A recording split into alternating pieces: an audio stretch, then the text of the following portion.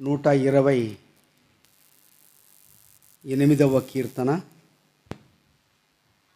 128వ కీర్తన. ఈ యొక్క అధ్యాయము అంతా కలిసి చదువుదాం, మార్చి చదువుదాం. 6 వచనాలు ఉన్నాయి, వాక్యం ఏమి ఉండదులే, వివరణ అందరూ చదువుదాం, మార్చి చదువుదాం. యెహోవా యందు భయభక్తులు కలిగి ఆయన త్రోవలందు నడుచు వారందరూ ధన్యులు. చిన్నగా నీ చేతులకు నీ లోగిటి నీ భార్య ఫలించు ద్రాక్షవల్లి ఉండును, నీ భోజనపు బల్ల చుట్టూ నీ పిల్లలు ఒలీవ మొక్కల వలె నుందురు. సీయోనులో నుండి యెహోవా నిన్ను ఆశీర్వదించును, నీ జీవితకాలమంతయు యెరూషలేమునకు క్షేమం కలుగుట చూచెదవు. నీ పిల్లలు చూచెదవు. ఇశ్రాయేలు మీద సమాధానం ఉండదు. ఆమేన్. కాబట్టి ఇక్కడ చదివిన లేఖనాన్ని మనము ప్రభు దీవించునుగాక. ఇక్కడ మరి యోహాను మరి సునీత వారి ఎదురికి దేవుడిచ్చినటువంటి మరి కుమార్తె, ఆ బిడ్డ పేరు విషయంలో మరి నామకరణం మరి కలిగి ఉన్నప్పుడు దాన్ని ముఖ్యంగా కొన్ని మాటలు మనం చదువుదాం. ఇక్కడ మనం 128వ కీర్తన అంతా చదివినప్పుడు ఇక్కడ పిల్లల గురించి వ్రాయబడింది. పిల్లల గురించి అనేక సంగతులు దేవుని వాక్యములు ఉన్నాయి. కానీ ఎందుకు బిడ్డలకు పేర్లు పెడతారు అంటే, పేరు ఎందుకు పెడతారు అంటే ఆ పేరును బట్టి పిలువబడడానికి కదా. ఎవరైనా ఫస్ట్ నీ పేరు ఏమంటారు, ఎక్కడికి వెళ్ళినా ఏమంటారు, నీ పేరు ఏమంటారు. నీ పేరు ఏమంటే ఏం చెప్తావు, ఉండాలి ఏదో ఒకటి, అంతేనమ్మా. కాబట్టి పేరు అనేది లేకపోతే వాళ్ళ స్కూల్కి పోయినా ఎక్కడికి పోయినా కానీ మీ తండ్రి పేరు ఏమంటారు లేకపోతే. అదే రీతిగా ఇక్కడ కూడా పేరు అనేది చాలా ప్రాముఖ్యం. బైబిల్లో పేర్లు అనేవి రకరకాలు ఉన్నాయి. పేర్లు కొంతమంది దేవుడే నిర్ణయించాడు, కొంతమంది వాళ్ళే నిర్ణయించుకున్నారు. దేవుడు నిర్ణయించిన పేర్లు ఎవరికి ఉన్నాయి కదా. యెదిద్యా అని పెట్టినాడు.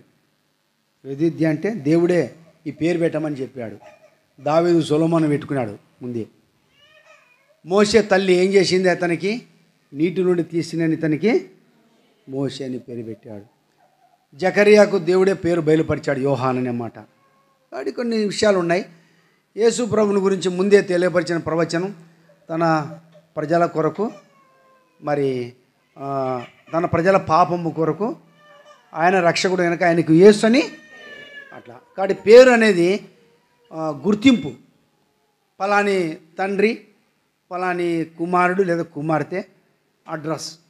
ఎక్కడ పోయినా, నువ్వు స్కూల్లో పోయినా తల్లిదండ్రుల పేరు ఉంటుంది, తండ్రి పేరు ఉంటుంది.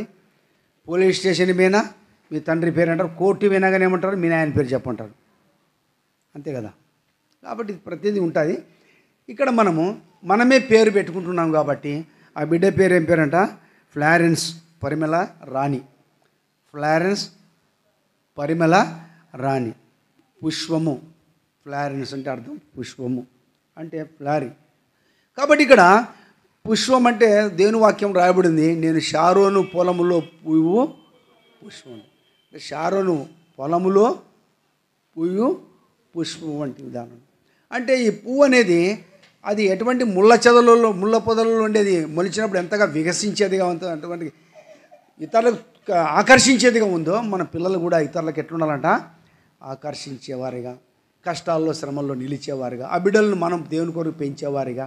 ఎప్పుడైతే ఆ బిడ్డల కొరకు తల్లిదండ్రులకు ప్రార్థన బాధ్యత కలిగి ఉంటామో దేవుడు తప్పకుండా ఆ బిడ్డలను ఆశీర్వించేవాడిగా ఉంటాడు. అందుకని ఇక్కడ రాయబడిన ప్రకారం మనం చూస్తే, యెహోవా యందు భయభక్తులు కలిగిన వాడు ఇలాగూ ఆశించబడును. నీ సీయోనులో నుండి యెహోవా నిన్ను ఆశీర్వించును. 6వ వచనంలో నీ పిల్లలు నీవు చూచేద్దావు. ఇశ్రాయేలు ప్రజలు ఏముంటారంట, కాబట్టి సమాధానం. కాబట్టి ఆ బిడ్డని ప్రేమించే విషయంలో, వాళ్ళు పెంచే విషయంలో, ప్రార్థించే విషయంలో ఆ బిడ్డ కొరకు వారే కాదు, సంఘం కూడా మనం బాధ్యత ప్రార్థించేవారిగా ఉండాలని ఆ బిడ్డకి ఈ విషయాన్ని బట్టి నామకరణంగా మనం ప్రార్థన చేస్తాం. మోకల మీదకి రండి.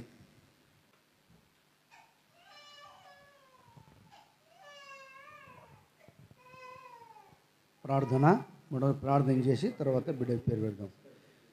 ప్రేమగల జీవగల నమ్మకమైన మా ప్రియ పరలోకపు తండ్రి, యేసుక్రీస్తు ప్రభు నామమును బట్టి వందనములు చెల్లిస్తూ ఆరాధిస్తూ పూజిస్తున్నాం. మరి యోహాను సునీతాను మీరు ప్రేమించి ఇచ్చినట్టు కుమార్తెను బట్టి స్తోత్రాలు. దేవుని వాక్యంలో అనేక సందర్భాలు ఉన్నాయి. వారు పేరు నామకరణం వాళ్ళు కలిగి ఉన్నవారు ఉన్నారు. కొన్నిసార్లు మీరే దేవ బయలుపరిచారు. మరి మోషే నీటి నుండి తీయబడిన తల్లి కూడా మోషే అని పేరు పెట్టింది, నీటి నుండి వచ్చిన దాన్ని బట్టి. ఎబ్బేజు తల్లి వేదంతో కన్నా దాన్ని బట్టి ఎబ్బేజు అని పేరు పెట్టుకున్నారు. అయితే సొలొమోను ప్రభా ఎదిద్య అని మీరే పేరు పెట్టారు దావీదు కుమారునికి. కాబట్టి జకర్యా కూడా ప్రభా మరి తన కుమారుడు యోహాను అని పేరు బయలుపరిచారు. ఇట్లా పేర్లు ఎన్నో ఉండవచ్చు. ఇప్పుడు యోహాను సునీతకి ఇచ్చిన కుమార్తె విషయంలో కూడా ప్రభా మరి నీ వాక్యాన్ని బట్టి స్తోత్రాలు. 128 కీర్తన ప్రకారం బిడ్డను కుటుంబాన్ని దీవించబడినట్టు సాయం ఇచ్చేయము. ఆ బిడ్డ కూడా తండ్రి ఫ్లారెన్స్ పరిమళ రాణి అని పేరు నామకరణం చేస్తుండగా ఆ బిడ్డను దీవించి ఆశ్రయించండి. ప్రభా బిడ్డ నీ కొరకై ప్రభా పుష్పించేలాగున ప్రభా పరిమళ వాసన ఇతరులకు ఆకర్షించినట్టుగా దేవుని సంఘం క్షేమం కొరకు దేవుని ఇంట్లో పరిచయం చేయడానికి దేవా బిడ్డ పేరు తగినట్టుగా ప్రభా మరి నీ కొరకే జీవించడానికి సాయం ఇచ్చేయండి. ఆ బిడ్డ వేసే ప్రతి అడుగులో తోడే ఉండండి. ఆ బిడ్డ మీ కరుణాస్తాలు ఉంచండి ప్రభా. దేవుని దయలోను దేవుని జ్ఞానంలోను మనుషుల దయలోను ఆ బిడ్డ వర్ధిల్లడానికి సాయం ఇచ్చేయండి. ఇరుపక్షాల తల్లిదండ్రులు కూడా బిడ్డ కొరకు ప్రార్థించే వారిగా చేతులెత్తి సాయం ఇచ్చేయండి ప్రభా. అట్లా ఆ బిడ్డను మీ కరుణాస్తాలకు అప్పగిస్తున్నాం. ఇరుపక్షాల తల్లిదండ్రులు బంధువులందరినీ కూడా జ్ఞాపం చేసుకున్నాము. ఆ బిడ్డ కొరకు సంఘం కూడా ప్రార్థించినట్టుగా సాయం ఇచ్చేయము. మరి బిడ్డలను దీవించి వారికి ఇచ్చినటువంటి వాగ్దానాలు నెరవేర్చి బిడ్డ కొరకే ప్రత్యేకంగా వారు ప్రభా మొరపెట్టేవారిగా సహాయపడతారని ఈ బిడ్డను కూడా నీ మహిమకరంగా ఆ బిడ్డను వాడుకోవడానికి సిద్ధపరుస్తాను వందనం చెల్లిస్తూ మా ప్రార్థన ఆలకించి జవాబిచ్చారని నమ్మి స్తుతిస్తూ యేసు ప్రభువు నామములో స్తుతించి ప్రార్థించి అడిగి వేడుకొని పొంది ఉన్నాం మా తండ్రి, ఆమేన్.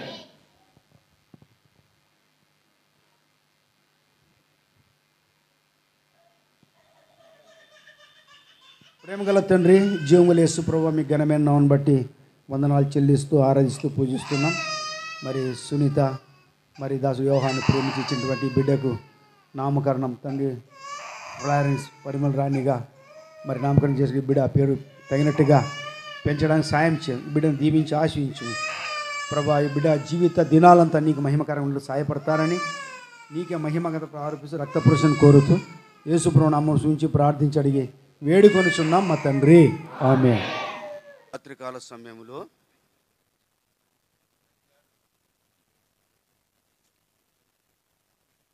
పరిశుద్ధమైన బైబిల్ గ్రంథంలో నుండి ఎహెజ్కేలు గ్రంథం 2వ అధ్యాయం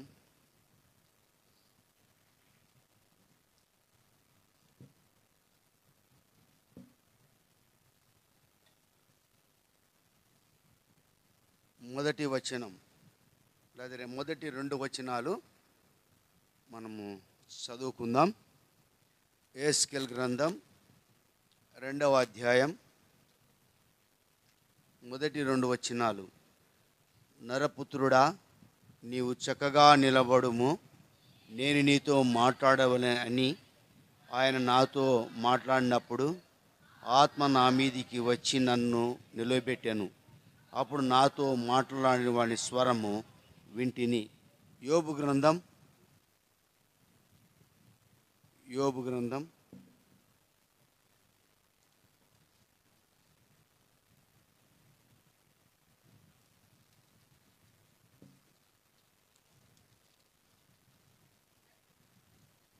10వ అధ్యాయం.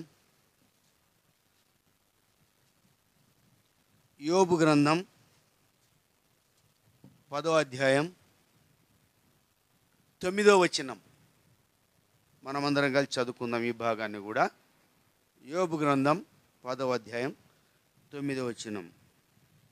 జిగట మన్నుగా నున్న నన్ను నీవు నిర్మించితివి, ఆ సంగతి జ్ఞాపకము చేసుకుని నీవు నన్ను మరలా మన్నుగా చేయుదువా. ప్రార్థన. ఈ రాత్రికాల సమయంలో దేవుని యొక్క మాటలు ఇక్కడ చదువుతూ వచ్చాం. ఎహెజ్కేలు గ్రంథము 2వ అధ్యాయములో మొదటి 2 వచనాలు చదివినప్పుడు అక్కడ దేవుడు ఏమని సెలవిస్తున్నాడంటే, నరపుత్రుడా అంటున్నాడు. నరపుత్రుడా, నీవు చక్కగా నిలబడుము అంటున్నాడు.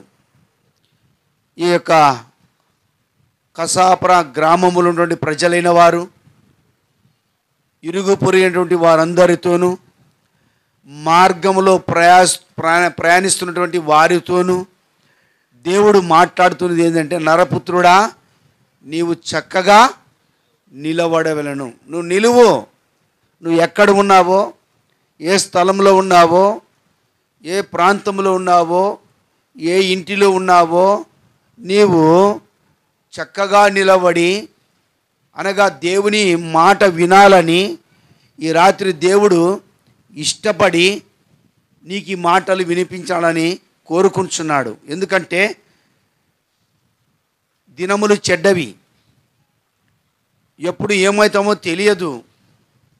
అయితే మనము భూమి మీద మన కాలము, మన దినముల గురించి కూడా దేవుని వాక్యంలో రాయబడి ఉన్నది. అయితే నీవు మారు మనస్సు అనగా పాపము నుంచి విడుదల పొంది నువ్వు ప్రత్యేకంగా ఉండాలని, నువ్వు పరిశుద్ధునిగా చేయబడాలని దేవుడు ఈ రాత్రి ఈ మాటలు నీకు వినిపిస్తున్నాడు. అందుకని నీవు కూడా దేవుని మాటలు విని ఆయన వైపు తిరగాలని, అనగా నీ హృదయము దేవునికి ఇవ్వాలని ఆయన కోరుచున్నాడు. అందుకని ఇక్కడ యేస్కేలు గ్రంథంలో చదివిన భాగం, నరపుత్రుడా, నువ్వు చక్కగా నిలబడు, దేవుని స్వరం విను. దేవుడు ఏమైనాడు, మానవుడు భూమి మీద ఏమైనాడు, ఆ భూమి మీద ఉన్న మానవుని యొక్క స్థితి గురించి, మానవుడు దేవుని సన్నిధిని ఎట్లా కోల్పోయాడు, మానవుడు దేవుని ప్రేమ నుంచి ఎట్లా తప్పిపోయాడు, అందుకనే ఆ ప్రేమను తిరిగి దేవుడు నీకు ఇవ్వడానికి కొరకై, నీ జీవితాన్ని మార్చడానికి కొరకై ఇష్టపడేవాడిగా ఉన్నాడు.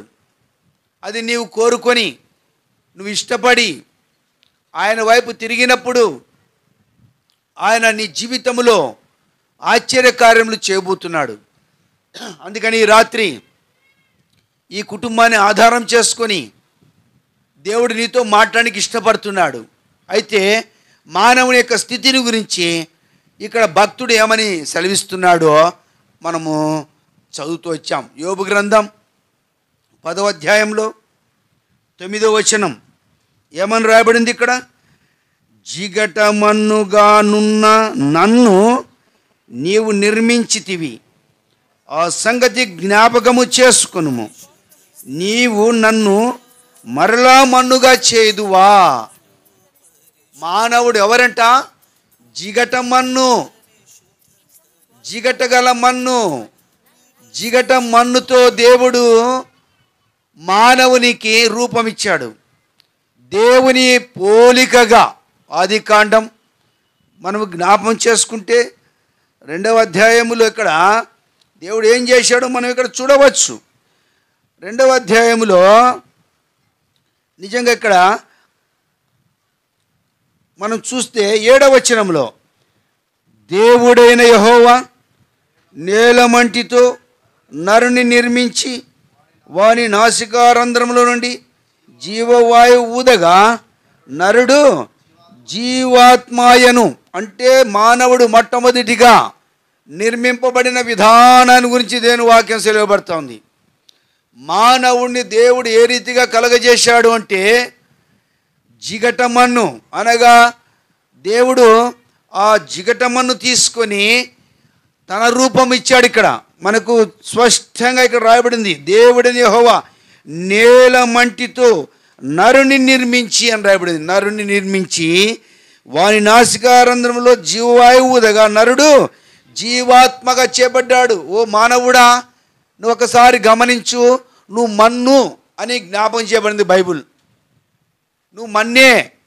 ఎందుకంటే మానవుడు దేవునికి అవిధేయత చూపుట ద్వారా, ఆజ్ఞ అతిక్రమించడం ద్వారా దేవుడు ఏమని సెలవిచ్చాడంటే నరునికి ఆజ్ఞాపించాడు. ఏమని ఆజ్ఞాపించాడు? చేయకూడదని ఆజ్ఞాపించినటువంటి ఆ ఆజ్ఞలు తృణీకరించాడు. అందుకనే మానవుడు మరణమును కొని తెచ్చుకున్నాడు. అందుకని ఆదికాండం 3వ అధ్యాయంలోనికి వచ్చేతలికే ఇక్కడ వ్రాయబడింది 19వ వచనం. ఏమని రాయబడిందంటే, నీవు నేలకు తిరిగి చేరు వరకు నీ ముఖపు చెమటను కార్చి ఆహారము తిందువు. ఏలయనగా నేల నుండి నీవు తీయబడితివి, నీవు మన్నే గనక తిరిగి మన్నైపోదు అని దేవుడు సెలవిస్తున్నాడు. మానవుడు మన్ను. నువ్వు ఎంత స్నానం చేసినా, గంటకోసారి స్నానం చేసినా మళ్ళా తిరిగి శరీరం మీద నీ చేతితో నువ్వు రుద్దుకుంటే మళ్ళా మట్టి వస్తుంటుంది. ఎందుకు? శరీరం ఎక్కడి నుండి తీయబడిందంట? మట్టిలోండి తీయబడినది. మట్టిని దేవుడు తీసుకొని తన మహదేశ్వరంలోనికి మార్చుకోవడానికి కొరకే రూపమిచ్చాడు. మానవునికి నాసికారంధ్రం జీవవాయువు ఊదాడు. నరుడు జీవాత్మగా చేయబడిన వాడిగా ఉన్నాడు. అందుకనే అయితే ఈ మానవుడు శ్రేష్టమైనటువంటి జీవితము దేవుడు మానవునికి ఇచ్చాడు. అందుకనే సృష్టిలో అన్నిటినీ కలుగజేసినటువంటి దేవుడు కలుగునుగాక కలుగునుగాక అంటూ వచ్చాడు. మానవుని కొరకై, మానవుని ప్రత్యేకంగా చేసుకోవడానికి కొరకై, మానవుని కొరకు ఏమేమి అవసరమో వాటన్నింటిని దేవుడు అన్నీ కలుగునుగాక అంటూ వచ్చాడు. మానవుడు నివాసించడానికి ఏముండాలి? భూమి ఉండాలి. మానవుడు నిపత్రికలో మనం ఒకసారి జ్ఞాపం చేసుకుంటే 5వ అధ్యాయములో ఒక మాట మనం చూద్దాం. చదవండి 5వ అధ్యాయము 1వ వచనములో అక్కడ ఏమని రాబడి చూద్దాం. భూమి మీద మన గుడారమైన ఈ నివాసము శిథిలమైపోయినను చేతి పని కాక దేవుని చేత కట్టబడింది నిత్యమైన నివాసము. కాబట్టి తెలుసుకో అయ్యా అమ్మా, ఇది జ్ఞాపం చేసుకో. భూమి మీద ఉన్నటువంటి మన ఈ గుడారం శిథిలమైపోయిన తర్వాత చేతి పని కాక దేవుని చేత కట్టబడినటువంటిది ఒక నివాస స్థలము, ఒక పట్టణము దేవుడు మన కొరకు సిద్ధపరిచున్నాడని దేవుడు భూమి మీద నువ్వు మరణం కాకముందే, నువ్వు రక్షించబడక మునిపే తెలియపరుస్తున్నాడు. కాబట్టి ఈ భూమి మీద నీకు నాకు నిలబడిన పట్టణము కాదు ఇది. నువ్వు ఎంత కాంక్రీట్ వేసుకుని కట్టినా, ఎన్ని రకాలుగా మంచి బందోబస్తు కట్టుకున్న ఇల్లు, ఒక దినం మాత్రము ఈ ఇల్లు మాత్రము నిన్ను ఖాళీ చేపిస్తుంది. ఎట్లా ఖాళీ చేపిస్తుంది? దేవుడే ఖాళీ చేయడానికి దానికి పూనుకుంటాడు. ఒకవేళ బాడిగ ఇంట్లో ఉన్నామనుకో, అద్దె ఇంట్లో ఉన్నామనుకో, ఒకవేళ ఇంటి వారికి సరిపోకపోతే ఇంటి వారు ఖాళీ చేస్తారు. ఖాళీ చేయించడానికి ఏం చేస్తారు? బాడిగ రెంట్ పెంచుతారు. మనం ఏం చేస్తాం? ఇంత బాడీ గట్లేమని మనం ఖాళీ చేస్తాం. వాళ్ళు అనుకుంటారు మంచి పని అయింది తప్ప ఖాళీ చేయాలనుకుంటే వీళ్ళు బాగు చేశారు, బాడీకి పెంచడం వాళ్ళంతకు వెళ్ళిన పట్టణము మనకి ఇక్కడ లేదు. కాబట్టి ఇక్కడ నిలబడి మన నివాసం కొంతకాలమే. అందుకనే ఈ గుడారం శిథిలమైపోయిన తర్వాత, అంటే మానవుడి యొక్క జీవితం ఎట్లా ఉందంటే ఉదయం పనికి వెళ్ళి సాయంత్రం కూలి తెచ్చుకున్నట్లా ఉంది మన దినాలన్నీ. అందుకనే అనుకుంటున్నారు కదా, నేడో రేపో ఒకానొక పట్టణం వెళ్ళి వ్యాపారం చేసి లాభం సంపాదించుకుని వాళ్ళారా, మీ జీవము ఏ పార్టీది? కాబట్టి ఇక్కడ మీ జీవం ఏ పార్టీది? కాబట్టి ఎంతోమంది అట్లా మరణించిన వారు ఎందుకు మరణించారు? దేవుని ఆజ్ఞకు లోబడక, దేవుని విసర్జించి దేవునికి లోబడక వారి ఇష్టాన్ని జీవించడం ద్వారా ఎంతమంది యవనస్తులు, ఎంతమంది యవనస్తురాలు, ఎంతమంది రకరకాల ప్రజలు అందుకనే బుద్ధిహీనంగా తిరుగుట ద్వారా వారు ముందుగానే ఎందుకు చనిపోతున్నారంటే కారణం దేవునికి లోబడక. రెండోది, సృష్టికర్త దేవుని వైపు తిరగలేక. అందుకనే దేవుడు శ్రేష్టమైనటువంటి సమయాన్ని నీ కొరకై అనుగ్రహిస్తూ వచ్చాడు.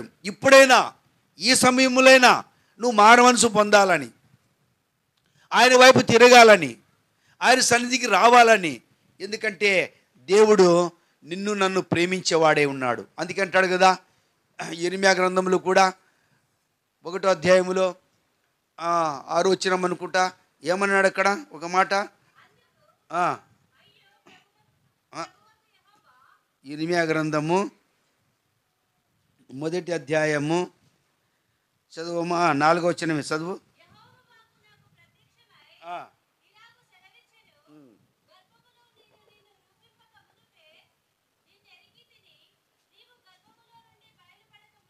ఆ.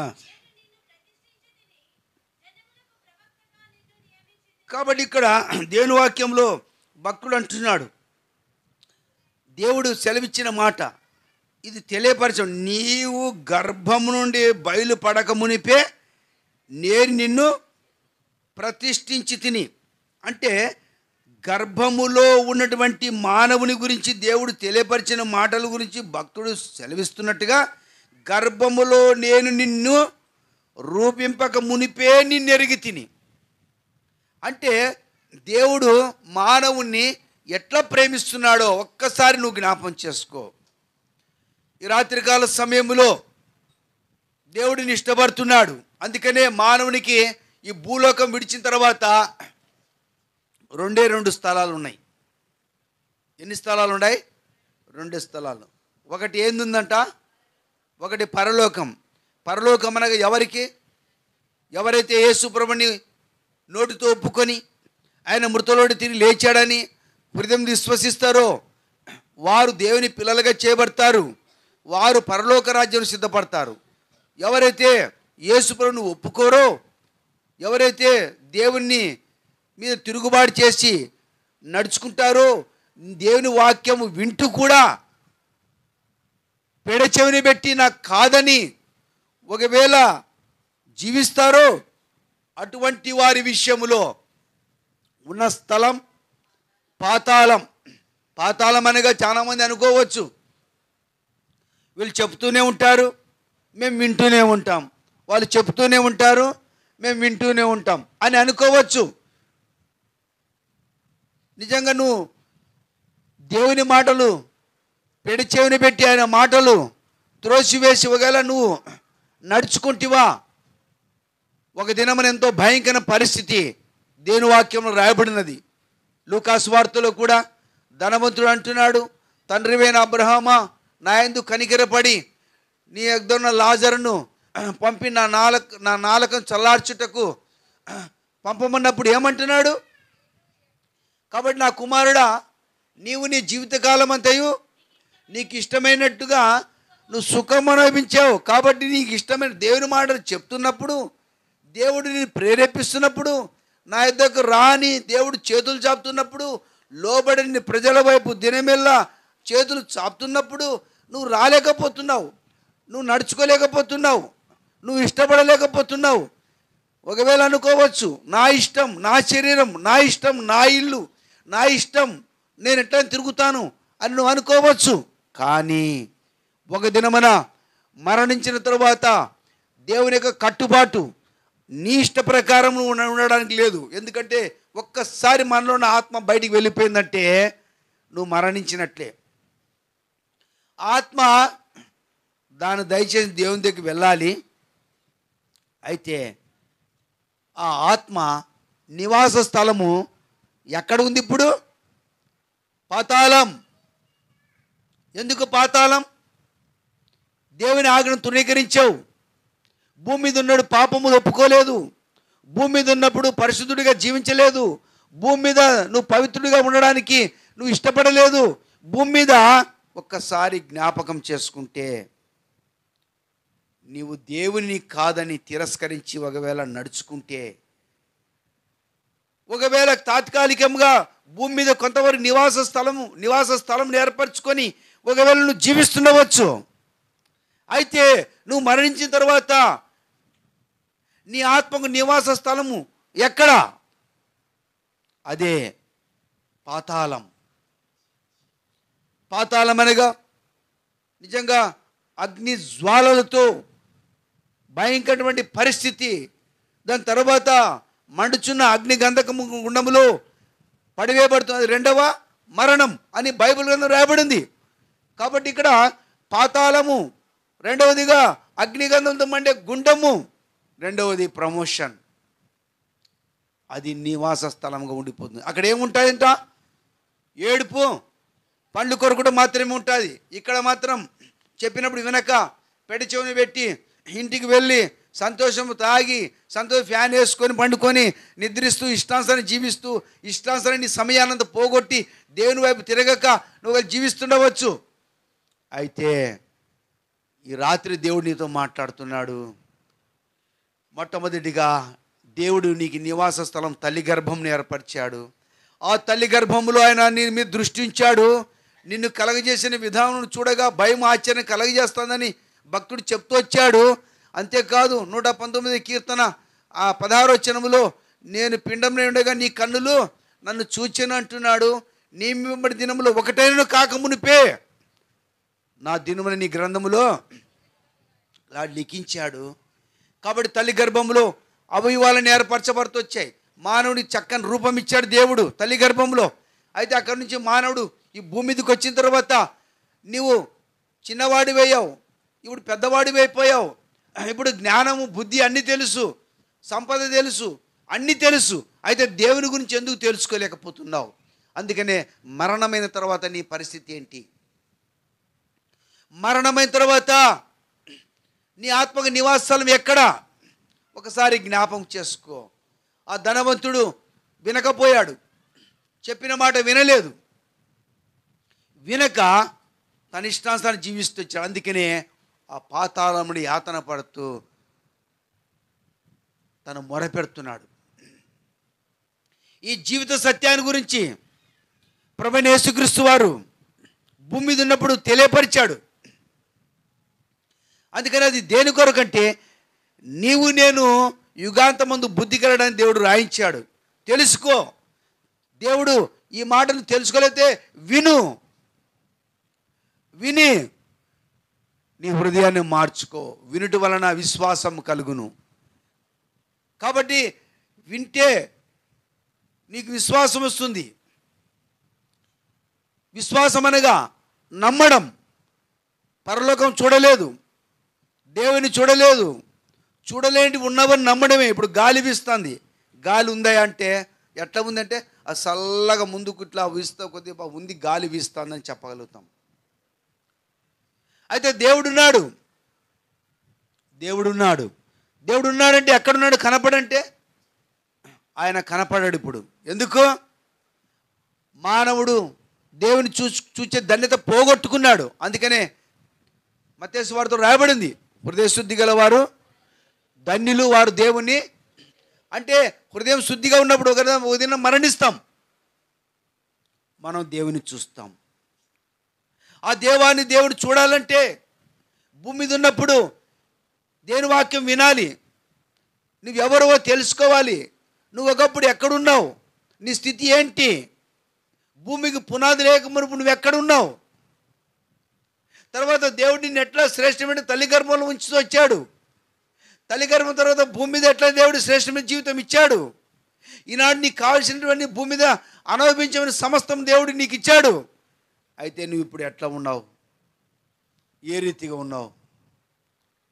అయితే నువ్వు జీవిస్తున్నటువంటి ఈ జీవితము, భూమి మీద తిరుగుతున్నటువంటి ఈ జీవితము, ఇది శాశ్వతము కాదు. ఇది తాత్కాలికమైనటువంటి జీవితమే. మనందరం యాత్రికులమే, యాత్ర చేసేకొచ్చాము ఈ లోకంలోనికి. మనమందరము పరదేశంలో దేవుని వాక్యం సెలవిస్తూ ఉంది. ఈ రాత్రి అయ్యా అమ్మ, నువ్వు ఎక్కడ ఉన్నా, ఏ స్థితిలో ఉన్నా, దేవుడు నీ కొరకై ఉచితంగా సిద్ధపరిచిన పరలోక రాజ్యం కొరకు దేవుడు పిలుస్తున్నాడు. లోబడిని ప్రజల వైపు దినమెల్ల నా చేతులు చాపుతున్నా అంటున్నాడు. భూమి మీద మానవుడు తనకు తాను మరణం కొని తెచ్చుకున్న తర్వాత దేవుడు కృపగల దేవుడు కాబట్టి, ప్రేమగల దేవుడు కాబట్టి ఆయన భూమిదికి 2024 సంవత్సరాల క్రితం ఆయన శరీరధారిగా లోకంలోకి వచ్చాడు. దేవుని వాక్యం రాయబడింది. మత్తయి సువార్త 1:2 ఆయన తన ప్రజలను వారి పాపము నుండి ఆయన రక్షించిన గనక ఆయనకి యేసు అని పేరు పెట్టబడెను. కాబట్టి యేసు అని పేరు పెట్టబడి, యేసు అనగా రక్షకుడు. ఇది మతము కాదు. ఇది చాలామంది మతం అనుకుంటవచ్చు, రకరకాలుగా తలంచవచ్చు. అయితే ఇది మతం కాదు. ఇది మతం కాదు, ఇది కులం కాదు. ఇది దేవునికి కులం లేదు, దేవుడు మతాన్ని స్థాపించలేదు. ఈ లోకంలో ఒకటే కులం.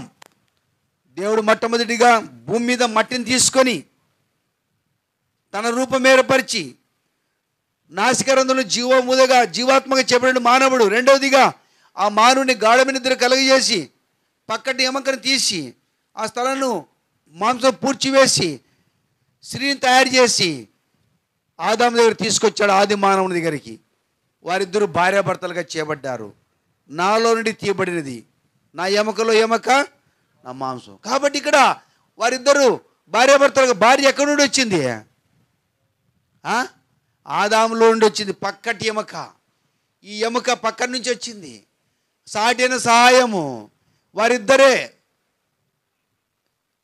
కులం అంటే ఎవరు? స్త్రీ, పురుషుడు. పురుషుడు, స్త్రీ, వీరిద్దరే కులాలు. కానీ కులాలు మానవుడు పెట్టుకున్నాడు, మానవుడు ఏర్పరచుకున్నాడు. కులాన్ని బట్టి రకరకాల జీవిత మానవుడు. నాదా కులం, నీది కులం. ఎందుకు ఆ కులం? అందుకనే ఏ భేదము లేదు. అందరూ పాపం చేసి దేవుడు అనుగ్రహించి మహిమను పొందలేకపోతున్నారు. కాబట్టి దేవునికి ఏ కులం ఉంది? నీకు అదే కులమే.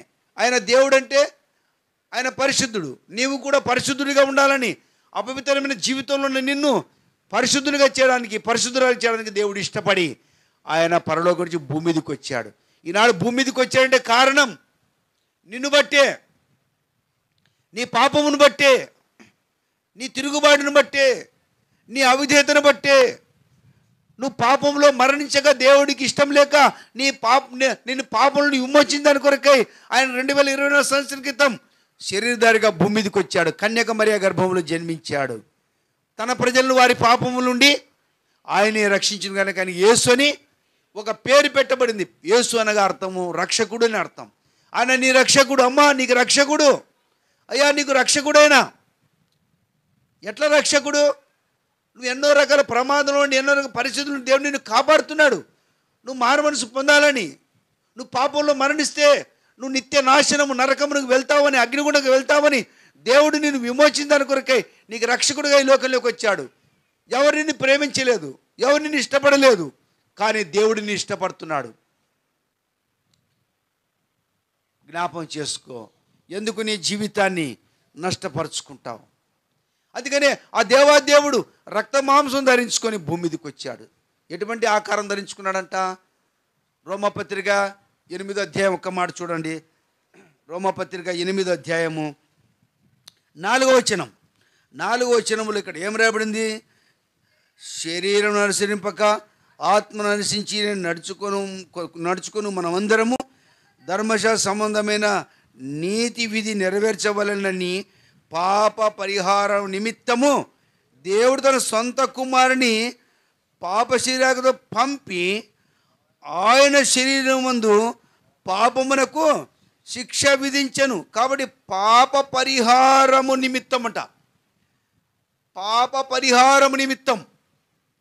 కాబట్టి ఇక్కడ దేవుడు నీ నిమిత్తం, నా నిమిత్తము, మన పాపములు పరిహరించే నిమిత్తము తన సొంత కుమారుని ఎట్లా పంపాడంట?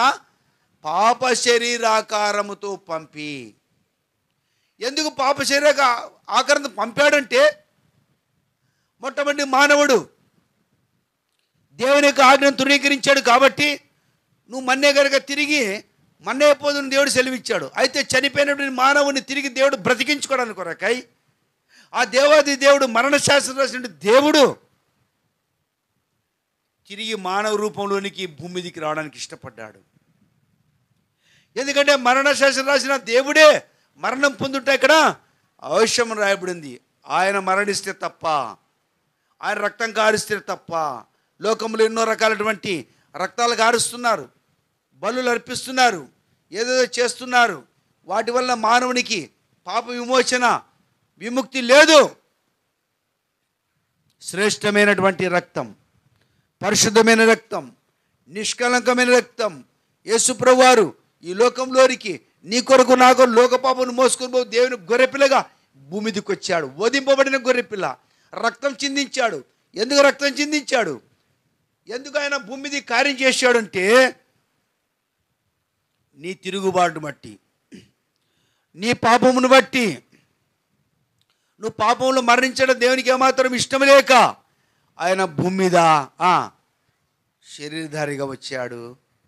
ఆ పాప శరీరాన్ని ధరించుకున్నటువంటి ఆ ప్రభు భూమి మీద నీ కొరకు నా కొరకు ఏం చేశాడు? ఇక్కడ శిక్షను పొందుతూ వచ్చాడు. అదే ఇక్కడ రాయబడిన మాట. రోమపత్రిక మనం 8వ అధ్యాయంలో మనం చూస్తూ వచ్చిన మాట. పాప శరీరాకారంతో పంపి ఆయన శరీరమందు పాపమునకు శిక్షావిధి కలిగను. కాబట్టి ఎందుకు ఆయన శిక్ష పొందుతూ వచ్చాడు? శిక్ష పొందవలసింది ఎవరు కదా? ఎవరైనా దొంగతనం చేస్తే శిక్ష వేస్తారు, హత్య చేస్తే శిక్ష వేస్తారు, ఏదైనా పొరపాటు చేసి తప్పు చేస్తే శిక్ష వేస్తారు. నేరం చేసిన వారికే శిక్ష. ఈయన ఏ నేరం చేయలేదు. ఎందుకంటే ఆయన పరిశుద్ధమైన దేవుడు, తండ్రి అయిన దేవుడే ఉండి మానవాళి పాపముల కొరకై కుమారుడిగా భూమి మీదకి వచ్చి ఆయన నీ కొరకు నా కొరకై ఆయన శిక్షను పొందుతూ వచ్చాడు. ఆయన రక్తం కార్చు ద్వారా నా పాపం నుంచి విమోచన, ఆయన మరణం పొందడం ద్వారా నీకు నాకు జీవం. అయ్యా అమ్మ, ఈ రాత్రి జ్ఞాపం చేసుకో. నువ్వు ఎక్కడ ఉన్నా నరపుత్రుడా, నువ్వు చక్కగా నిలబడిన దేవుడు సెలవిచ్చాడు. నేను నీతో మాట్లాడాలని ఇష్టపడుతున్నాడు. దేవుడు నీతో మాట్లాడడం కొరకే ఇష్టపడుతున్నాడు. అందుకని ఈ రాత్రి నీ హృదయం దేవునికి ఇస్తే ఆయన నీకు పరలోకంలో నివాసస్థలం ఇస్తాడు. అందుకని అంటాడు కదా, ఆయన చనిపోయి తిరిగి లేచి ఇప్పుడు ఏమన్నాడు ఇక్కడ? యోహాను సువార్త 14వ అధ్యాయం చదవండి ఒక మాట, 3వ వచనం. యోహాను సువార్త, నేను వెళ్ళి స్థలం సిద్ధపరిచినలా నేనుండి స్థలములో మీరు నుండిలాగున మరలా వచ్చి నా ఎదురుకు మిమ్మల్ని తీసుకొని పోయి. కాబట్టి దేవుని వాక్యం సెలవిస్తాం. యేసుప్రభువారు ఆయన చనిపోయి సమాధి చేయబడి తిరిగి లేచాడు. దేవుని వాక్యం సత్యం. 1 కొరింథీ పత్రిక 15:3-4 అదేమని చెప్పుచున్న లేఖన ప్రకారము క్రీస్తు మన పాప నిమిత్తం మృతి పొంది సమాధి చేయబడి లేఖన ప్రకారం తిరిగి 3వ దినమున ఆయన లేచాడు. ఆయన తిరిగి లేచాడు. ఆయన దేవుడు కాబట్టి, శక్తిమంతుడు కాబట్టి, మానవాళి పాపముల కొరకై ఆయన మృతి పొంది సమాధి చేయబడి తిరిగి లేచాడు. లేడమే కాకుండా ఆయన పోతూ పోతూ ఏమన్నాడంటే, నేను మీకు స్థలం సిద్ధపరచా వెళ్ళొచ్చున్నాడు. అంటే భూమి మీద నీకు నివాస స్థలం లేదు, భూమి మీద నిలబడిన పట్టణం ఇది కాదు. అందుకని మనం దావీదంటూ వచ్చిన మాట చూస్తూ వచ్చాం. 1 దినవృత్తాంతం 29వ అధ్యాయంలో మనం చదువుతూ వచ్చాం. ఏమని రాబడింది అక్కడ? మా పితరుల వల్ల మేము ఎటువంటి వారమట? అతిథి వంటి వారం, అతిథులం మేము. కాబట్టి ఇక్కడ మేము మరి ఒకానొక దినమున మనకు ఈ లోకయాత్ర విడిచిపెట్టవలసిన పరిస్థితులు ఉన్నాయి. అయితే నువ్వు గమనించు, నువ్వు ఎంతకాలం ఉన్నా, ఎన్ని దినములున్నా, ఒక దినమున నీవు ఎంత ప్రేమించి ఎంత అమర్చుకున్న ఇల్లు అయినా సరే, ఏదైనా సరే విడిచిపెట్టాల్సిందే కదా. ఎంతమంది మరణించారు? గొప్ప గొప్ప వారు, చక్రవర్తులు, మంచి మంత్రులు ఉన్నవారు, ప్రధానమంత్రులు, ఎంతోమంది ఇటీవల కూడా నిండిన దినమున కూడా చనిపోయిన వారు ఉన్నారు. వాళ్ళకి ఆస్తులు లేవా, అంతస్తులు లేవా, ఎంత సంపద, తరాలు కూర్చొని తినే తరగని ఆస్తులు లేవా, అయినా ఏమైనా రోజులు ఇప్పుడు కదా వారిలో ఉన్న గుండె బిగిసిపోయింది. హార్ట్ అటాక్ గుండె బిగిసిపోయింది. ఆ గుండె ఒకవేళ ఉంటే ఎంతో విలువైంది. కానీ ఇప్పుడు ఏమైంది? ఇప్పుడు నివాస స్థలము లేదు. ఇప్పుడు నువ్వు గంధపు చెక్కలతో కాల్చుకో, నువ్వు ఏదైనా దాంట్లో కాల్చుకో. చాలామంది అనుకుంటారు, నేను ఇట్లా కాలుస్తే అట్లా కాలుస్తే ఇది చేస్తే అట్లా చేస్తే. ఇప్పుడు కొన్ని రూల్స్ పెట్టుకున్నారు చాలామంది. వైకుంఠం పోవాలంటే ఆ వైకుంఠానికి పోవడానికి దానికి ఒక ఫీజు ఏర్పాటు చేశారు. ఆ గంగా నదిలో ఆ శవాన్ని ముంచి దానికి గంధం చెక్కల మీద కాలిస్తే ఒక రేటు, మామూలు చెక్కల మీద కాలిస్తే ఇంకొక రేటు, డబ్బు ఉన్నోళ్ళు ఇంకా అన్ని రకాలు పెట్టి చేసుకుంటే మళ్ళీ ఎందుకంటే సరాసరి ఎక్కడ పోతారంట? ఇంకా అట్లా పోయేది అట్లుంటే కానీ ఇంకెందుకు అందరూ పాపం చేసుకుంటూ ఇష్టాసనం చేసుకుంటా ఈ రీతిగా. కాబట్టి సరైనది కాదు. దేవుని వాక్యం అట్లా చెప్పలేదు. ఎవరైతే ప్రభువైన యేసుక్రీస్తుని విశ్వాసం ఉంచుతారో వాడు నిత్యజీవం కలిగిన వాడు. బైబిల్ గ్రంథంలో యోహాను సువార్త 5:24 ఒకటి చదవండి. యోహాను సువార్త 5:24 వచనం. యోహాను సువార్త 5వ అధ్యాయం. నా మాట విని నన్ను పంపిన వాడి యందు విశ్వాసం ఉంచువాడు నిత్యజీవం కలిగిన వాడు, వాడు తీర్పులో రాక మరణంలో నుండి జీవంలోని దాటి ఉన్నాడని మీ అందరితో నిత్యంగా చెప్తున్నాడు. ప్రభు చెప్తున్న మాట ఇవి. నా మాట విని నన్ను పంపినవని విశ్వాసం ఉంచువాడు ఎవరంట? నిత్యజీవం. నీకు నిత్యజీవం కావాలంటే నా మాట విను, దేవుని మాట వినాలని నా నరపుత్రుడు చక్కగా నువ్వు నిలబడు, నేను నీతో మాట్లాడుతున్నా, నా మాట విను. నువ్వు మాట వినక నువ్వు నీ ఇష్టానుసారం జీవిస్తుంటే నువ్వు మరణిస్తావు దినానా. అందుకనే దేవుడు సాక్ష్యం పెట్టాడు, ఆకాశము ఆలకించుము, భూమి చెవియొగ్గుము, నేను పిల్లలు పెంచి గొప్పవారి చేసిన వారు నా మీద తిరుగుబాటు చేశారు. ఈనాడు దేవుని మీద తిరుగుబాటు చేస్తున్నావు, దేవుని లోబడలేకపోతున్నావు, నీ ఇష్టాన్ని జీవిస్తున్నావు, నా ఇష్టం అంటావు. నీ ఇష్టమే కావచ్చు, అందుకని అధికంగా దుర్మార్గ పని చేయవద్దంటున్నాడు, బుద్ధిహీనంగా తిరగవద్దంటున్నాడు. ఆయన వైపు తిరుగు, నా దగ్గర రండి, ప్రయాసపడి భారం మోసుకున్న సమస్యలు నా దగ్గర రండి, నేను మీకు విశ్రాంతిని ఇస్తా, నీ కొరకు స్థలం సిద్ధపరిచి వెళుతున్నా, అక్కడ నాతో కూడా మీరు ఉంటారు. ఈ దేవుని మాట సత్యం. కాబట్టి మొట్టమొదటి మానవుని నివాస స్థలం ఏంటంట? తల్లి గర్భం. రెండోది నివాస స్థలం మానవునికి భూమి మీద. మూడో నివాస స్థలం ప్రకటన గ్రంథం 21 వచ్చినప్పుడు చదువు. ప్రకటన గ్రంథం 21 అప్పుడు ఇదిగో దేవుని నివాసము మనుషులతో కూడా ఉన్నది, ఆయన వారితో కాపురం ఉండును, వారు ఆయన ప్రజలే ఉందురు, దేవుడు తానే వారికి దేవుడే ఉండి వారికి తోడు. ఈ సత్యం. నా మాట విని నన్ను పంపిన వాని యందు విశ్వాసం ఉంచువాడు నిత్య జీవం కలిగిన వాడు, వాడు తీర్పులోనికి రాక మరణంలోని జీవంలోనికి దాటి ఉన్నాడని దేవుని వాక్యం సెలవిబడుతుంది. అయితే ప్రకటన గ్రంథంలో ఏమని సెలవిబడుతుంది? ఇక్కడ మనం చదువుతూ వచ్చినప్పుడు ఇదిగో దేవుని నివాస స్థలం మనుషులతో కూడా, దేవుని నివాస స్థలం మనుషులతో కూడా ఉన్నది. ఎక్కడ మనుషులతో దేవుడు ఉంటాడంటే పరలోక రాజ్యంలో ఉంటాడు. పరలోక రాజ్యం పాపుల కొరకు కాదది. అక్కడ అపవిత్రులు వెళ్ళలేరు, త్రాగుబోతులు వెళ్ళలేరు, దొంగలు వెళ్ళలేరు, వేశ్యలు వెళ్ళలేరు, పాపముతో జీవించేవారు వెళ్ళలేరు. ఎవరైతే పాపము నుంచి విడుదల పొంది యేసుప్రభు దేవుడని తెలుసుకొని, యేసుప్రభు నేను పాపిని, నీ రక్తంతో నా పాపమును కడుగు, నన్ను నీ బిడ్డగా చేసుకో ప్రభువాన్ని ఎవరైతే అడుగుతారో వారు మాత్రం రక్షించబడతారు. మూడవదిగా మనము నివాస స్థలం మనకి ఎక్కడ సిద్ధపరచబడింది? దేవుడు ఉండే స్థలం. దేవుడు ఎవరితో నివాసం ఉంటున్నాడు? మనుషులతో నివాసం ఉంటున్నాడు. నేను వారికి దేవుడే ఉంటాను, వారు నాకు ప్రజలే ఉంటానంటున్నాడు. మూడో నివాస స్థలం. కాబట్టి ఈ రాత్రి అయ్యా నీకు నివాస స్థలం ఉందా? చనిపోయిన తర్వాత నీ ఆత్మకు శాంతి సమాధానం ఇచ్చే స్థలం ఉందా? లేదు. అందుకనే నువ్వు మరణిస్తే అగ్నిగుండకే వెళ్తావు. కాబట్టి ఈ రాత్రికాల సమయంలో ఈ సత్యమే తెలుసుకొని నువ్వు ఆయన వైపు తిరగాలని దేవుడి రాత్రి నీతో మాట్లాడుతున్నాడు.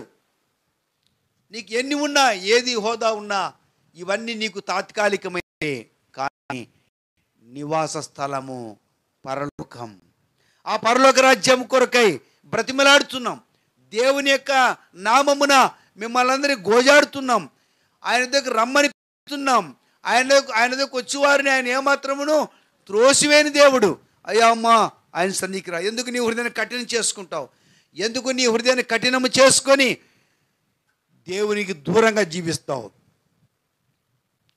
ఆయన దగ్గర ఆయన ఒకానొక దినమున నిన్ను తీసుకుని వెళ్ళే దేవుడిగా ఉన్నాడు. నేను మరలా వస్తా, నాతో ఉండడు మిమ్మల్ని తీసుకొని వెళ్తా అంటున్నాడు కదా. నేను వెళ్ళి మీకు స్థలం సిద్ధపరిచినడలా నేనుండు స్థలములో మీరు నుండులాగున మరలా నా ఎదురుకు మిమ్మల్ని తీసుకొని వెళ్తానంటున్నాడు. ఒకప్పుడు ఈ లోకంలోకి వచ్చాడు. దేని కొరకు వచ్చాడు? ఎందుకొరకు వచ్చాడు? ఎవరి కొరకు వచ్చాడంటే పాపులను పిలవచ్చాడు. పాపి జీవితాన్ని మార్చేకొచ్చాడు. పాపిని పరిశుద్ధునిగా చేయడానికి వచ్చాడు. ఆయన నీ కొరకు నాకు అన్యాయ తీర్పు పొందాడు. రక్తం గార్చి ప్రాణం ఇచ్చాడు. యేసు రక్తం ప్రతి పాపము నుండి మానవుని ఇప్పుడు విడిపిస్తుంది. ఆయన చనిపోయి తిరిగి లేచాడు. జ్ఞాపం చేసుకో. నీకు నివాస స్థలం, నీ ఆత్మకు నివాస స్థలం. ఇప్పుడు శరీరం దేవుడు ఒకటి అమర్చాడు. మట్టి శరీరాన్ని దేవుడు ఏర్పరిచి తన జీవమును ఊదాడు. మనిషి జీవాత్మ చేయబడ్డాడు. నరుని యొక్క అంతరంగంలో తన ఆత్మనుంచాడు. నరుని ఆత్మ యెహోవా పెట్టిన ద్వీపం రాయబడింది. ఈ శరీరములో ఆ ఆత్మ నివాసం చేస్తోంది. ఇప్పుడు ఈ ఆత్మ ఈ గుడారాన్ని విడిచి బయటికి వెళ్ళిపోయిన తర్వాత శిథిలమైపోతుంది ఇప్పుడు శరీరం. అయితే దేవుడు మరి మనిషి చేతి పని కాక దేవుని చేత ఏర్పరచిన నిత్యమైన నివాస స్థలం అనేది ఒకటి పరలోకం ఉంది మనకి. ఆ పరలోకంలో నీ ఆత్మ నివాసం చేయాలంటే ఆయన యొద్దకు రావాలి. ఆయన యొద్దకు రావడమే కాకుండా ప్రభువా యేసయ్యా నేను పాపినయ్యా నన్ను క్షమించిన రక్తంతో కడిగని అడగాలి. ఈ రాత్రి నువ్వు ఎక్కడున్నా ఏ స్థితిలో ఉన్నా నీ హృదయం ప్రభుకి ఇచ్చేసి నువ్వు ప్రభు వైపు తిరుగు. ఆయన నీ కొరకు ఎంత శ్రమ పడ్డాడు, ఎంతగా నీ కొరకై ఆయన ఈ లోకంలో శ్రమలు పొడుతూ రక్తం కార్చి ప్రాణం ఇచ్చాడు. ఈ రాత్రి నువ్వు లోబడతావా? నీ హృదయం దేవునికి ఇస్తావా? నీ హృదయం ఆయనకి ఇస్తే, నీ హృదయం ఆయనకి స్థలం ఇస్తే, ఆయనను నీ హృదయంలో చేర్చుకుంటే ఒకనొక దినం నువ్వు మరణించిన తర్వాత ఆయన కూడా నీకు స్థలం ఇస్తాడు. ఆయన ఉండు స్థలంలో నీవు కూడా ఉంటావు. అంతేకాదు భూమి మీద నువ్వు నెమ్మదిగా ఉంటావు, సంతోషంగా ఉంటావు. ఎటువంటి భయము భీతులు ఎటువంటివి ఏర్పడినా నువ్వు నెమ్మదిగా ఉంటావు. ఒక దినం మరణిస్తే నా ప్రభుతో ఉంటాను నిరీక్షణ కలిగి ఉంటావు. ఒకవేళ ఆ రీతికి లేకపోతే భయంకర ప్రమాదంలో ఉన్నావు. ఈ రాత్రి జ్ఞాపం చేసుకో. ఈ రాత్రి నువ్వు జ్ఞాపం చేసుకో. నువ్వు ఎక్కడ ఉన్నా ఏ స్థితిలో ఉన్నా చేరి వచ్చిన మనము కూడా ఈ రాత్రి మరి ఈ కుటుంబం లక్ష్మీనను కూడా గతంలో దేవుడు ఎంతో భయంకర పరిస్థితి నుండి దేవుడు విడిపించాడు. మరణ స్థితిలో నుంచి దేవుడు రక్షించాడు. అంతేకాదు గతంలో ఇక్కడికి వచ్చినప్పుడు అన్నకు కూడా పాపములు ఒప్పిస్తూ వచ్చాం. యేసు ప్రభువును తన సొంత రక్షకునిగా చేసుకున్నాడు, తన హృదయంలో చేర్చుకున్నాడు. పాపము నుంచి విడిపించబడడానికి దేవుడు ఇష్టపడ్డాడు. తను కూడా పాప అలవాటు నుండి విడుదల పొందుతూ వచ్చాడు. ఈ కుటుంబంలో కూడా దేవుడు అద్భుతములు చేస్తూ వచ్చాడు. అట్లా ఈ కుటుంబానికి కొరకు కూడా మనము ప్రార్థన చేస్తాం. వచ్చిన వారు కూడా ఈ రాత్రి నీవు ఇంకా ఏదైనా లోపాలు ఉంటే, ఏదైనా భూమి మీద వాటిని వీటిని ఆశ కలిగి ఉండి ఆ నివాస స్థలం మీద మనసు లేకపోతే ఇప్పుడు పరలోకంలో నివాస స్థలం ఒకటి ఉందని గుర్తించి నువ్వు తిరిగి సరిచేయబడాలని దేవుడి రాత్రి నీతో మాట్లాడుతున్నాడు. ఎందుకంటే మొట్టమొదటి మానవుని నివాస స్థలము తల్లి గర్భము, రెండోదిగా భూమి మీద నివాస స్థలము. ఈ నివాస స్థలం కూడా కొంతకాలం ఉంటాము. అయితే మనం యుగాయుగం ఉన్నటువంటి నివాస స్థలము ఎవరితో? దేవునితో. ఆ నివాస స్థలం ఉండాలంటే మనం తీర్మానం కలిగి ప్రభుకు నమ్మకస్తులుగా ఉందుము గాక. ఒక మాట చదువుకొని మనము ప్రార్థన చేస్తాం. కీర్తన గ్రంథం 107వ కీర్తన 103వ కీర్తన, కీర్తన గ్రంథం 103వ అధ్యాయం మొదటి 3 వచనాలు అందరం కలిసి చదువుకుందాం. మొదటి 3-4 వచనాలు అందరం కలిసి చదువుకుందాం, లేకపోతే మార్చి చదువుదాం. మొదటి 4 వచనాలు మార్చి చదువుదాం. నా ప్రాణమా యెహోవాను సన్నుతించుము, నా అంతరమున సమస్తము ఆయన పరిశుద్ధను సన్నుతించుము. ప్రాణమా యెహోవాను ఆయన చేసే ఆయన నీ దోషం నుండి క్షమించువాడు, నీ సంకటములన్నీ కుదుర్చువాడు, సమాధిలో నుండి నీ ప్రాణను విమోచించును, కరుణా కటాక్షంలో నీ కిరీటంగా. కాబట్టి ఈ కుటుంబం లక్ష్యమైన కుటుంబం ద్వారా లక్ష్మీనకు దేవుడు అద్భుతాలు చేస్తూ వచ్చాడు. అందుకే నా ప్రాణమా, లక్ష్మీన తీర్మానం చేసుకో, నా ప్రాణమా యెహోవాను సన్నిధి. నీ ఒకవేళ ప్రాణం పోయింటే పరిస్థితి ఏంటి? దేవుడు నేను అద్భుతంగా రక్షించాడు, ప్రత్యేకించుకున్నాడు. అయితే దేవుని కొరకై తీర్మానం కలిగి ఉండాలి. అంతేకాదు ఆయన సమాధిలో నీ ప్రాణమును విమోచించున్నాడు. ఇది జ్ఞాపం చేసుకొని ప్రభును స్తుతించి మనం ప్రార్థన చేసుకుందాం. నా ప్రాణమా నా సర్వమా, నా ప్రాణమా నా సర్వమా, ఆయన పరిశుద్ధ నామమునకు సదాస్తుతులను చెల్లించుమా. మరువకు ఆయన మేలులను, మరువకు ఆయన మేలులను. ప్రియమైనటువంటి వారులారా, దేవుని వాక్యాన్ని వింటూ వచ్చినాం. ఈ లోకంలో నీకు నివాస స్థలం ఉండవచ్చు, లేకపోవచ్చు. అయితే చిరకాలం ఉండేటువంటి ఆ నివాస స్థలములో అనగా పరలోకంలో నువ్వు ఉండాలంటే ఈ దినాన నువ్వు ప్రభునందు విశ్వాసం ఉంచినట్లయితే పరలోక రాజ్యములో దేవునితో యుగ యుగములు నువ్వు ఉండగలవు. నాకెందుకులే నువ్వు అనుకున్నట్లయితే నరకం ఉంది, నిత్యాగ్ని ఉంది, అక్కడ వేదన ఉందని దేవుని వాక్యాన్ని వింటా వచ్చినాం. ప్రియ సహోదరుడా, ఎంతోమంది ఈ దినాన్ని చూడకుండా గతించిపోతా వచ్చినారు. అయితే దేవుడు ఈ దినాన ఈ మాటలు నీకు వినిపింపజేస్తా వచ్చినాడు తన దాసుని ద్వారా. ఈ మాటను నిర్లక్ష్యం చేయవద్దు. ప్రభునందు విశ్వాసం ఉంచి ఆ పరలోక రాజ్యానికి, దైవరాజ్యానికి, శాంతి నెమ్మది గల దైవరాజ్యానికి నువ్వు వారసుడు కావాలనే దేవుని మహాప్రేమను బట్టి మిమ్మల్ని ప్రతిమాలు వేడుకుంటా ఉన్నాం. ఒక చిన్న మాట ప్రార్థన చేసుకోవచ్చు చాలు. దేవుని వాక్యాన్ని వింటా వచ్చినాం కదా, యేసు ప్రభు సృష్టికర్తని, ఆయన తన చేతులే నిన్ను రూపునిచ్చినాయని, ఆయనే నిన్ను సృష్టించినాడని దేవుని వాక్యం చేత బోధించబడతా వచ్చింది. నిజం, ఇది సత్యం. అనేక మంది భక్తులు ఎరగలుగుతా వచ్చినారు. ఒకప్పుడు యేసు ప్రభు సృష్టికర్త కాడు అని అనుకున్నవారు తెలుసుకుంటా వచ్చినారు. ఆ భక్తుడు చెప్పినట్లుగా మరి దేవుడే తన చేతుల ద్వారా నాకు రూపునిచ్చినాడని, దేవుడు తల్లి గర్భం నన్ను నిర్మించినాడని ఆ భక్తుడి ద్వారా చెప్పినట్లుగా అనేక మంది తెలుసుకుంటా వచ్చినారు. మేము కూడా తెలుసుకుంటా వచ్చినాం. కనుక ప్రియ సహోదరుడా, యేసు ప్రభు సృష్టికర్త అయిన దేవుడు, అని నిన్ను రూపునిచ్చినవాడు, తల్లి గర్భమున నిన్ను చూచినవాడు. అంత మాత్రమే కాదు, ఆయన నీకు నిత్య రాజ్యం ఇవ్వడానికి ఈ లోకానికి మానవుడిగా వచ్చి నీ పాపముల కొరకై, మనందరి పాపముల కొరకై ఆ శిలువలో చనిపోయి తిరిగి లేచినాడు. దేవుని వాక్యం ఎంతో విశదముగా వివరించబడతా వచ్చి. కనుక ప్రియ సహోదరుడా, యేసు ప్రభునందు విశ్వాసం ఉంచు. ఆయన సృష్టికర్తని, నీ పాపముల కొరకై చనిపోయి తిరిగి లేచిన దేవుడని, మోక్షరాజ్యం ఇచ్చే దేవుడని విశ్వసించు చాలు. నువ్వు ధన్యుడు అవుతావు, ఆశీర్వదింపబడతావు.